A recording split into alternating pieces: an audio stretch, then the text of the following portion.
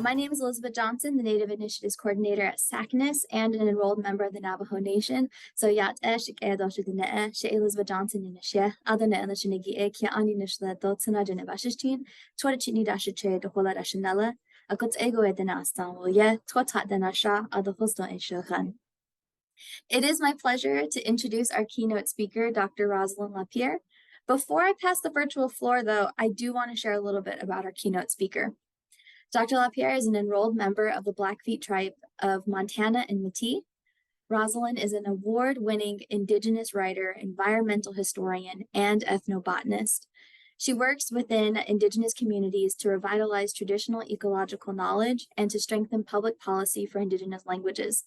This academic year, Rosalyn will serve as a fellow in Garden and Landscape Studies at Dumbarton Oaks, a Harvard University Research Center in Washington, D.C.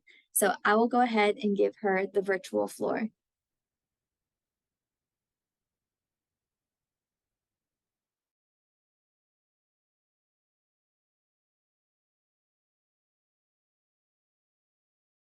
Well, good morning and good afternoon, everyone, and especially good morning to those folks who are in Hawaii and the Pacific, because I know it's definitely in the morning time there.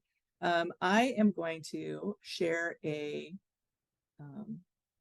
slideshow with you and talk about collective action, public policy, and the climate crisis. Oops.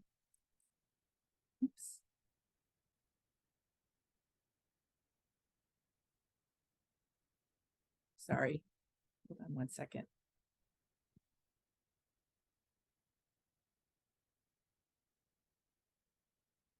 Okay, there we go. You would think after all of these times that I would have this figured out, but still working on it.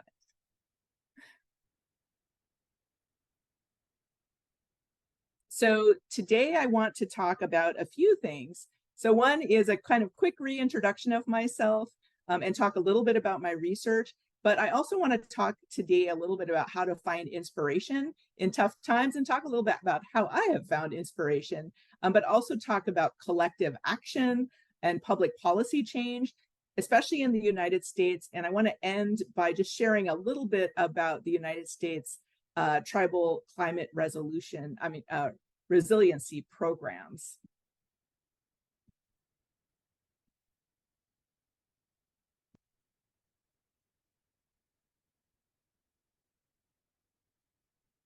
So I always like to begin with, when I give a talk, to recognize that I've been educated in two kinds of knowledge systems.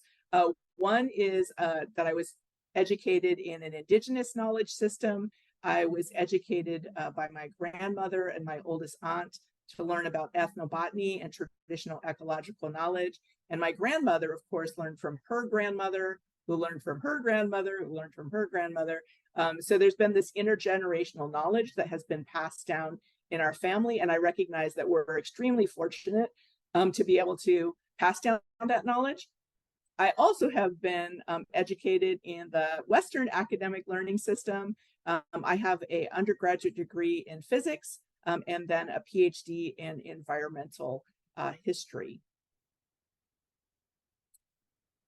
I wanted to share a little bit about some of the research that I'm doing right now, which is the title of my talk, which is Kipatapi's Garden, which means grandmother's garden. As has already been mentioned, this year I'm a fellow at Dumbarton Oaks in Washington, D.C. in Garden and Landscape Studies. So usually when folks come to Dumbarton Oaks, they're usually studying things like European gardens or gardens in Great Britain.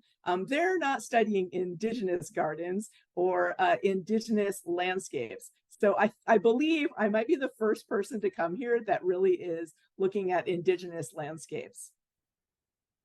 So one of the research questions that I'm interested in addressing is, what are or were Indigenous women's historic land management practices, especially out on the Northern Great Plains, a place that we often think of as as unmanaged, as not a garden landscape, or not even really a landscape.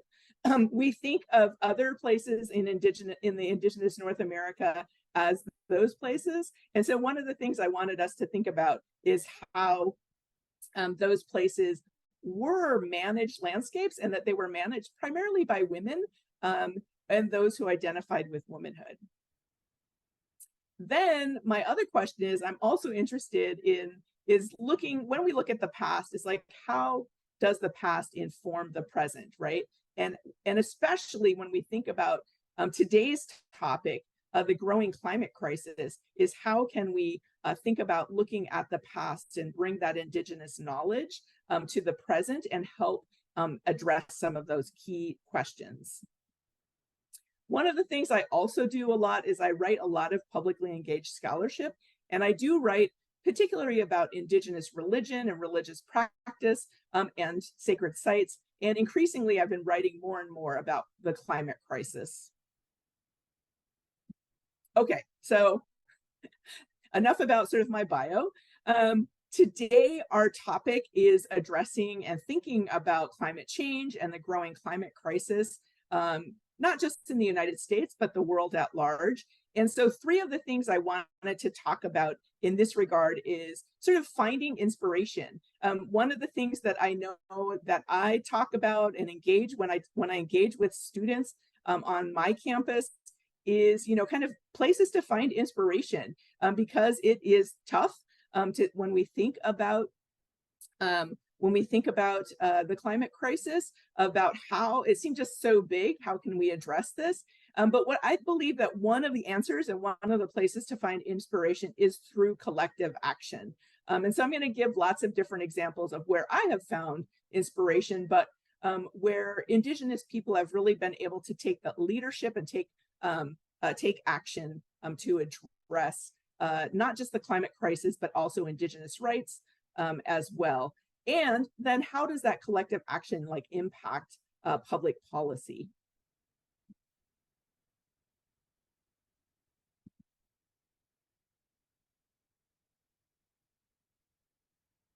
So one of the places that I have found inspiration, as I mentioned,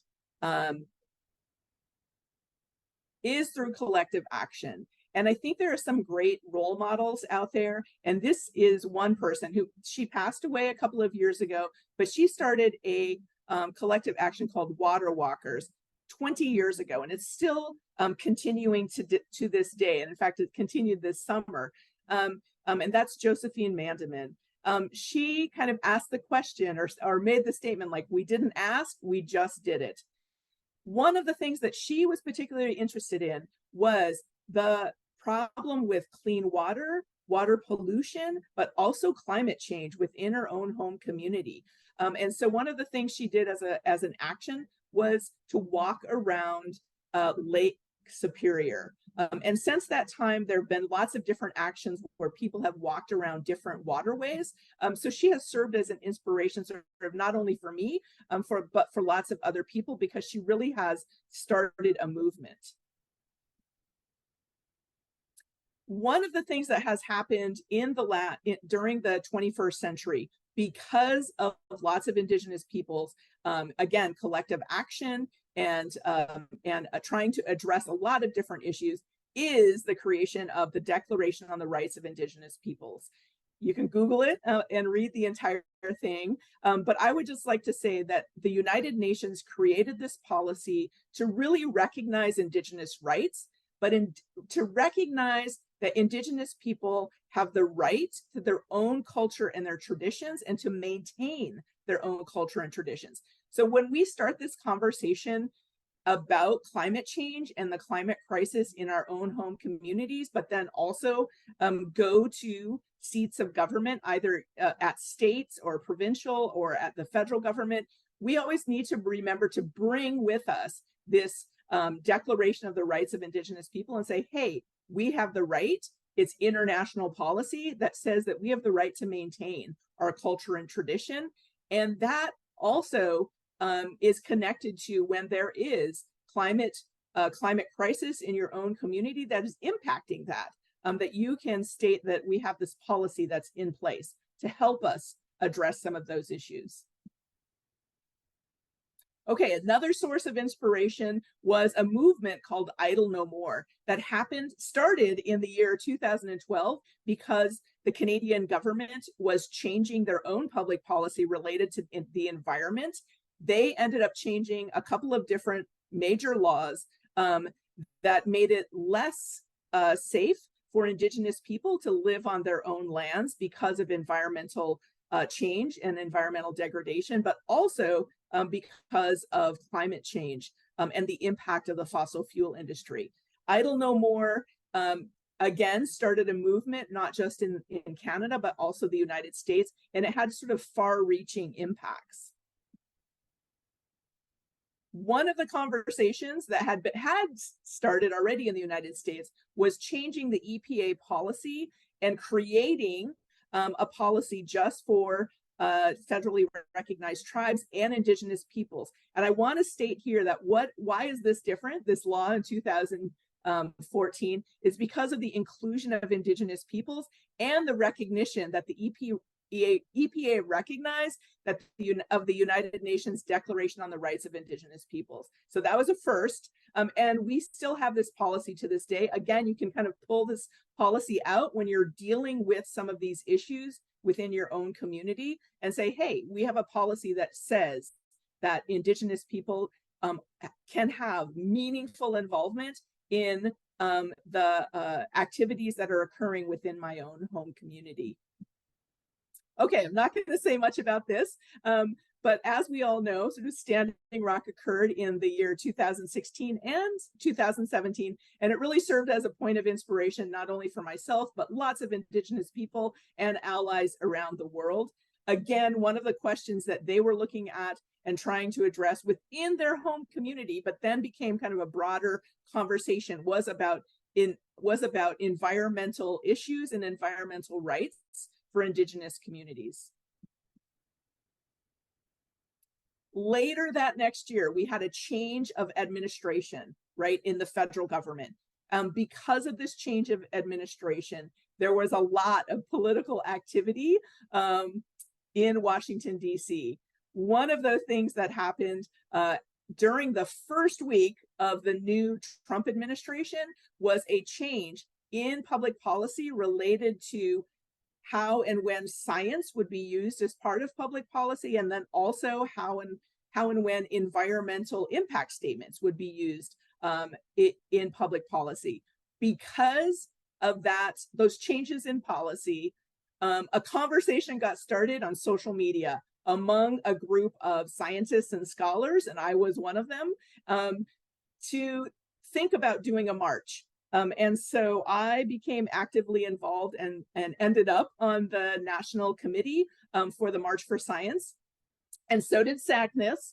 So SACNAS was one of the lead organizers, for all of you who remember, for the March for Science. And one of the conversations that got started was this conversation about science and public policy, and that science had to be at the table when policy questions were being made, especially around Indigenous people and Indigenous communities. So one of the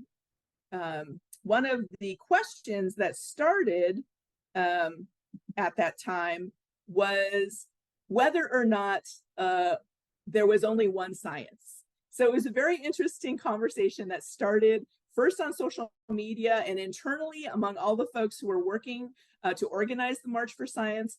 And so because of this conversation of like, is there only one science? And we just heard this, right, from from our welcomer from Miss World, who said, that we always end up in these conversations between, Western science and Indigenous science. And so because of that, a group of us got together, myself, Robin Wall Kimmerer, Melissa K. Nelson, and Kyle White, and we wrote the Indigenous Science Statement in 2017. And then we asked people to sign off on it. And so we had 2,000 plus, because we stopped the signing after 2,000 people, 2,000 scientists, scholars, and advocates who signed on to our letter, endorsing, one, the Indigenous science statement, but then also sharing this with the world. So one of the things that we wrote about is that we really need to engage both Western science and Indigenous science, you know, on behalf of the health and welfare of the earth. And so one of the things we addressed within our Indigenous science statement was also how do we think about the climate crisis, and how are we going to start to address the climate crisis? And if we have this sort of one science model, it really does sort of erase all of these different Indigenous ideas about their own community, their own cultures, and their way of thinking about the world through the lens of science. And so in an effort to be as inclusive as possible, we wanted to say something about why Indigenous science is something that people need to think about and people need to engage. And we wanted to sort of also kind of create a little bit of a definition as well. This is something that is still shared at the public policy level and is shared among scholars as well. If you have not read it, you can easily Google it. Just Google Indigenous Science Statement, and you can also Google sort of Indigenous Science Statement March for Science, and it should pull up on the SUNY website, which is the website that Robin Wall-Kimmerer has at SUNY Syracuse. Okay, so not long after the March for Science, and I'm skipping over some great points of inspiration, but I want to mention one of the things that occurred just a few years ago on the island Hawaii at Mauna Kea. There was an effort at that time to build yet another telescope without the permission of the Indigenous people who live there. And the question here was a few questions that were brought up. One was seeking the permission of the local people before doing any kind of construction. And two was environmental issues. One of the things that Indigenous people brought up was that this was a very fragile landscape.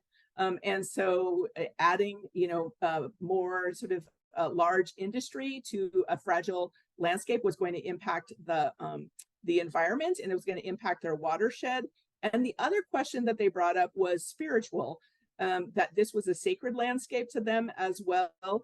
And so once again, to me at least, this served as a source of inspiration to learn from the Hawaiian people, the Kanaka people, to learn from another culture about the way that they think about their land and their landscape, the way that they are trying to address climate change and the growing climate crisis, and how they were able to move from kind of activism and advocacy towards changing some of the public policy in Hawaii. And so these are some of those great places to go and look at the stories that are being told about these particular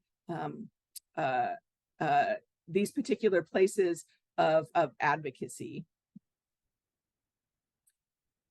More recently, just a couple of years ago, there was another great source of inspiration, which was the Red Road to DC, which was a group of Indigenous people who brought a totem pole, first, who created a totem pole, who carved a totem pole on the Lummi Reservation, and then drove it across the United States all the way to Washington, DC, and presented it to the Department of Interior, Deb Haaland. And this totem pole is still in the Washington, DC area.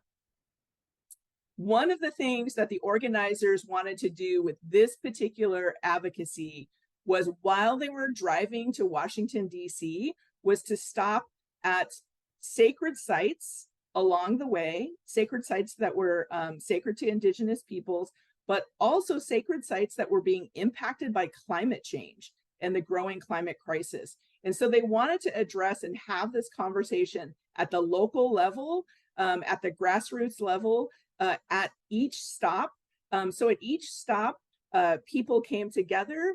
They had speakers, they had conversation, and they were able to bring both young people together and older people together to start talking about how climate change and the climate crisis is impacting our sacred places on the North American landscape. I was involved in this particular action because I sit on the board of the organization that helped organize it. And just FYI, several of the people who were involved in March for Science were also involved in the Red Road to DC. And one of the things that you'll find once you sort of start getting involved in some of these actions is that we often run across the same folks who are involved, but these are great places to start thinking about how to create change, how to impact the world that we live in, and how to take action and advocacy into public policy.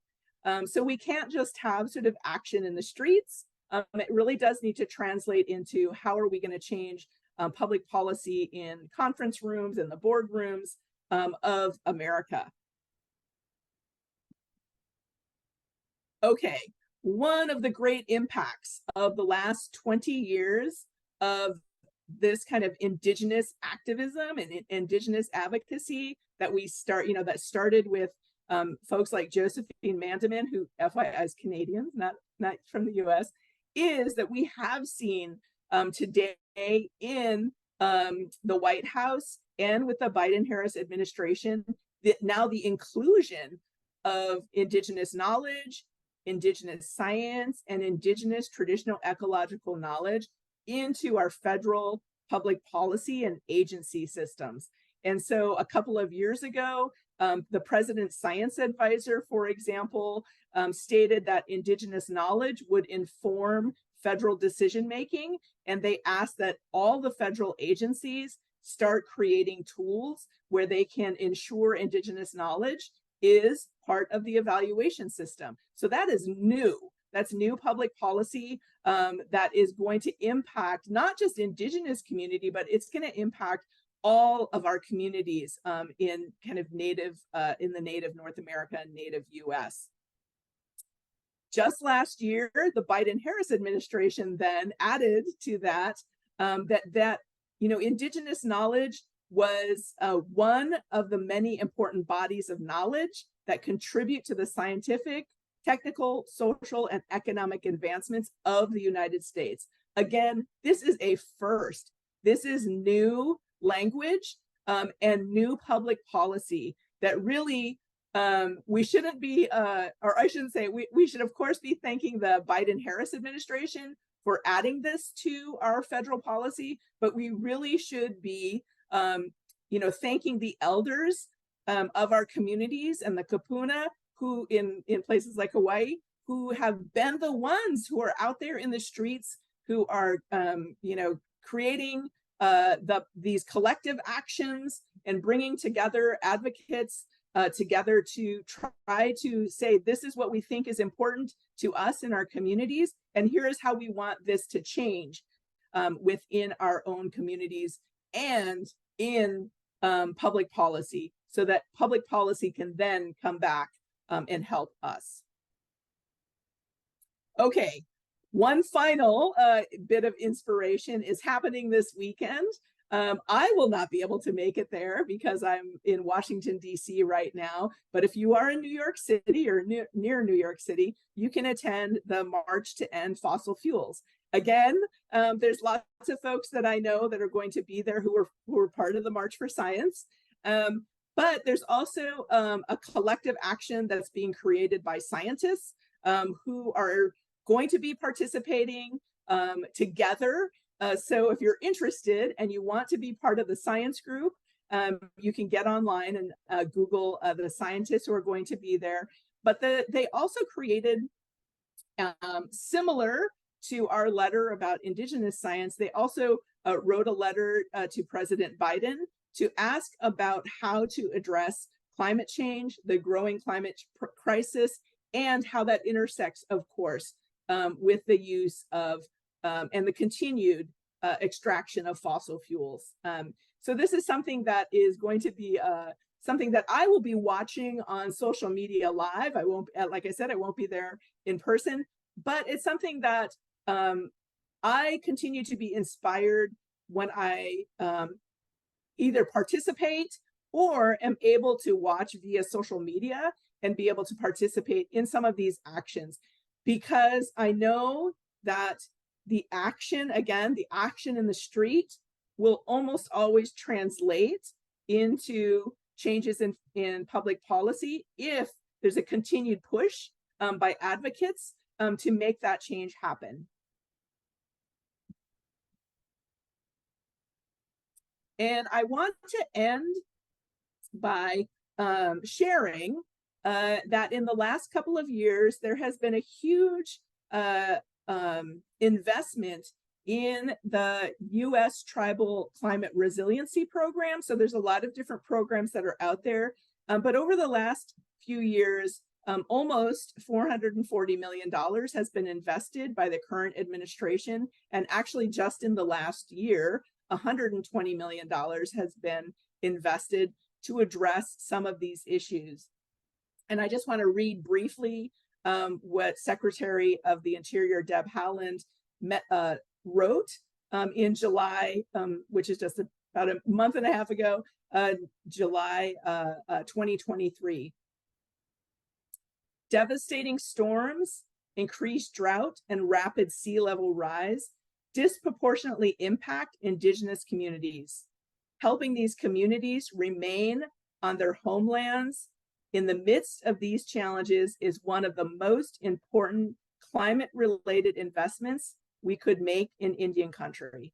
So I think it's something to consider again, that when we think about how, when we look at how we can address the climate crisis and how we can address climate change, I'm a big believer in advocacy as one method, but also having that advocacy translate into public policy, and in this case, public funding to help some of these communities that have to address how they're going to deal with climate change, which is, as we know, is happening right now. It's not something out into the future.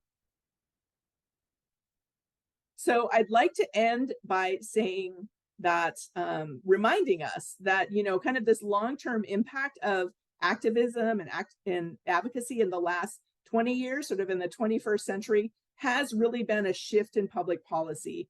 I often hear from my own students and people in my community that, you know, what is this, you know, like, why go to this protest? Why go to this collective action? Is it really going to make an impact? And I would argue, yes, it can make an impact, but the impact has to be a shift in public policy that is beginning to address and think about Indigenous rights, how to increase the recognition of Indigenous knowledge, and how we can have Indigenous-led solutions to the growing climate crisis in our community. And I want to end by thanking SACNAS, because SACNAS has been a real leader from day one, from 50 plus years ago to today. SACNAS has really been a leader in a lot of these issues, and has always been a kind of advocacy-oriented organization. And like I said, they were the first ones there when we started the March for Science to say we're going to support it. And then a lot of other science organizations got on board, but they were there at the very beginning. But they are often there in addressing some of these public policy issues, and also being at the table in Washington, D.C. when questions about this intersection between science and policy are being addressed. And so I just want to end by thanking SACNAS for their ongoing advocacy, and for thanking everybody for joining us today, and for and SACNAS for inviting me to give a talk. Yes, thank you so much, Dr. LaPier. That was a wonderful presentation. I learned a lot of things, and also got a recap of a lot of things that happened when I was in school. We are now going to be opening up questions to the audience. Just a quick reminder on our Q&A guidelines. Please submit questions via the Q&A box. Please be polite, mindful, and respectful in the chats. And when asking a question, feel free to share your institution or location. That way we know where you're asking from. But we do already have some questions in the chat right now. How can we compare yesteryear's climate to what we have today? So no, it's extremely different, of course. So obviously today we have the impact, human impact on the environment that we did not have in the past. Of course, there was always, people always ask this question about climate change, right? You know, of course, there's always been climate change, but it was not, we did not have that same level of human impact that we do today. One of the things that we need to look at is how, I think that look at how Indigenous people managed the land and landscape in the past, because there are some great strategies that Indigenous people used in the past that we can continue to still use today. There was kind of a disruption, right, of the last 100+ years or 200 years, depending on where you are, because the United States government had different management practices. And so depending where you are in the US, some places, you know, there was a severing of Indigenous practices, and some of them were even made it illegal, etc. But I think that it's easy enough to return to some of those practices, to reestablish that relationship with the land and landscape, and to look for solutions. I think we should look to the past to try and find some of those solutions that our elders had, and unfortunately that were disrupted by US policy and US management practices. Wonderful, thank you. Another question we have is, today's climate, can we say is adverse or favorably? I guess I'm not, say that again. Yes, they have asked, today's climate, can we say is adverse or favorably? Can we say is adverse or so we are, I'll just say, we are in a climate crisis. Climate change is something that is occurring right now. We see how it has impacted weather patterns around the world, and we see how it's impacting our waterways and shorelines. So it is something that we do need to address. It's not something that we should not be addressing. And one of the things that especially students, and I mean, SACNAS is, you know, full of students and academics and some professionals too. One of the things and places that we can begin to address it is in our own quote unquote home communities, our campus communities, and look at how our campuses are beginning to address climate change. Some campuses are very proactive and trying to look at ways that they can begin to address this. Some are a little slower. So one of the things to do is just ask your campus community how they're beginning to address this, and what they want to do in the future. So campus community is a great place to start to see how we are beginning to address this today, and not pushing it off into the future.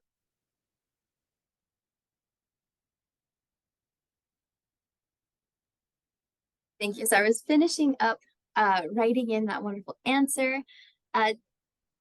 If there's still time for you to submit any questions that you might have, whether that was about what Dr. LaPier included in her presentation or what her work is specifically.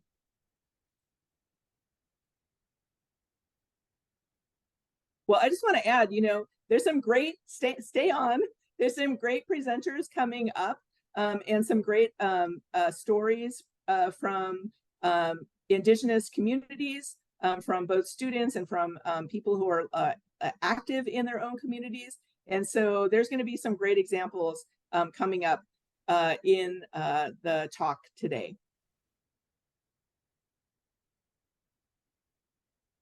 In the chat, I see wonderful presentation, seeing a lot of thank yous.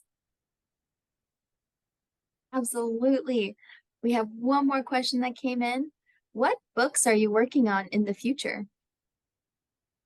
Oh, So again, I'm interested in studying land and landscape, and I've been working on a series of essays that look at how, in particular, Indigenous women or people who identify with womanhood, how they have managed the landscape.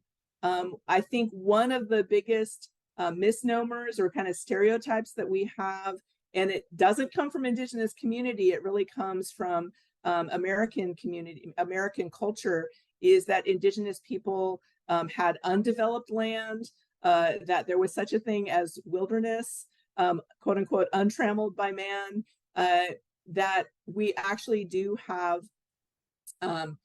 management practices that Indigenous people really didn't have a concept of wilderness, because every place on the land was utilized in some way, either utilized for a utility, and for our daily life and living, or it was utilized as sacred place, as holy land.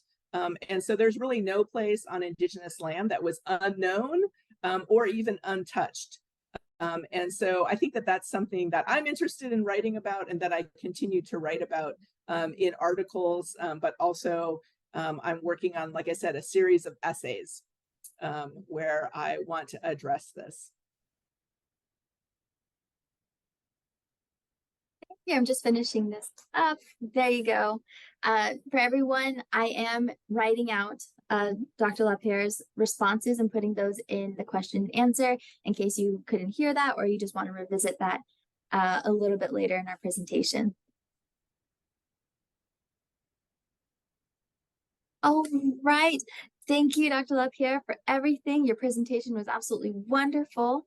Thank you, everyone, for your questions. And I hope we can continue this conversation either online or at the 2023 NDI STEM conference, which, speaking of that, we do have a wonderful representative from SACNAS who will be talking a little bit more about our conference. So thank you again, Dr. LaPier. Do you have any final thoughts?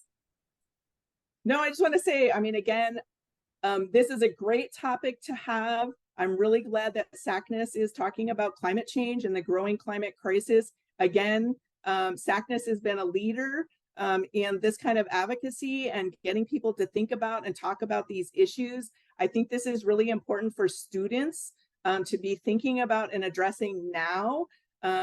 And from the examples that I gave, I think that it is important, again, that there's a balance, but between Indigenous activism, protesting, collective action, and stepping into those spaces, like I said, to create public policy, so that we have both collective action and public policy happening at the same time. So thank you again, SACNAS, for inviting me to come and share. But now it's up to our student population to kind of carry the torch forward and begin to continue some of this collective action that we've seen our elders participate in and lead. So again, thanks so much. And again, stay tuned because there's a couple of great speakers coming up ahead.